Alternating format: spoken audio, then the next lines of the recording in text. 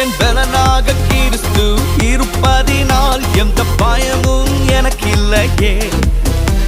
என் பல பக்கத்தில் அவர் துணை நிற்பதால் நான் ஜெயம் பெற்று எழும்பிடுவேன்.